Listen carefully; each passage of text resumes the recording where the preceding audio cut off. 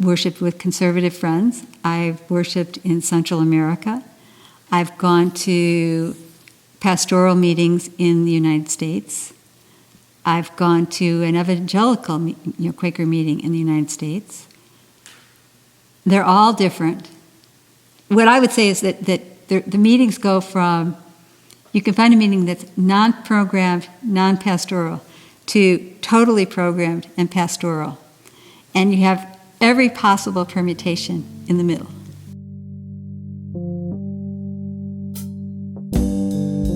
A program meeting means that we have a pastor, and we believe in reading the Bible, singing hymns. We have a piano that someone plays, and we have vocal prayer, so it's vocal ministry really. And program means also we do enjoy the silence, so there's a period of silent meditation there, and we read from the scriptures.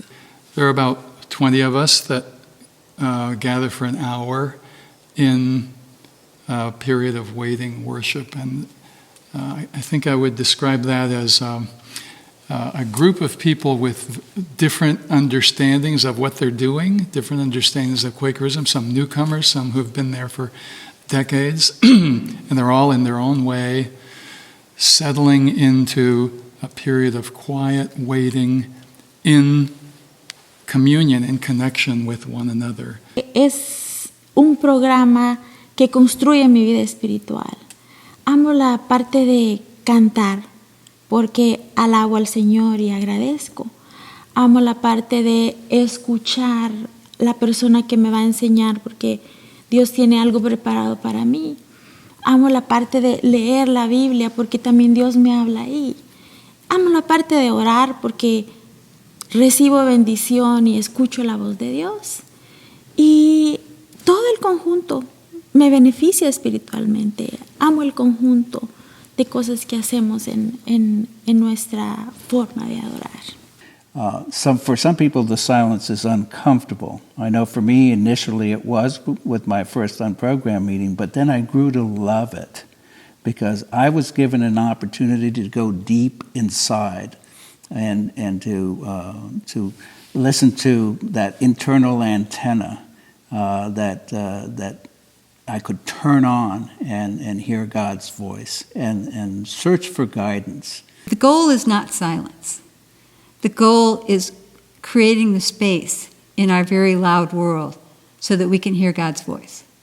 In my experience, the core of even pastoral friends' worship is that centering open worship time, which we call the silent, unprogrammed time of our worship, in which we truly do seek to heed the presence of the Spirit of Christ that is in our midst. I don't have to believe a certain thing. I don't have to profess a certain creed.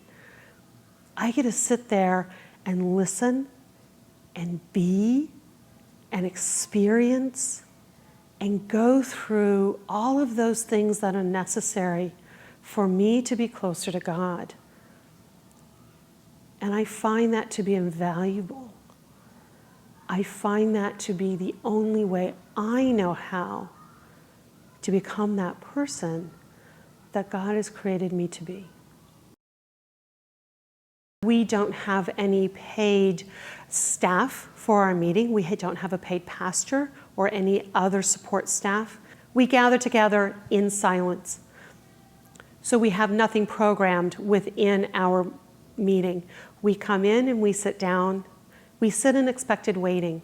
I pastored for 24 years and found it comfortable to, if I had a message prepared to deliver, but open worship seemed to take on its own importance in life, it was okay to not present that message or sermon and let the Spirit speak through the people within the congregation. Many times came away from a service thinking God was in control and I was not, and that was okay. Very humbling in a lot of ways to submit yourself to the Spirit's leading. We expect God to talk to us. We expect God to be present. Sometimes we are given a message for ourselves. Sometimes we're given a message to share with others. In my tradition, after worship, as the congregation is leaving, the pastor stands in the back and shakes people's hands, and sometimes they comment on the sermon. And someone will say something like, "I really appreciated it when you said this." And I realized I didn't say what they thought they heard, but for me, it was the mysterious way in which the Spirit provided them what they needed in that moment. I have worshiped with friends in other traditions as well, and it's one of my projects, maybe I would say, to understand better how what I find in my Quaker worship comes through these other forms into the lives of other friends, and how it is that we are both parts of one big tradition, each drawing on some dimension of it, some part of this larger piece that none of us has completely. But we bring with it quite a mixed bag of colors, ethnicities,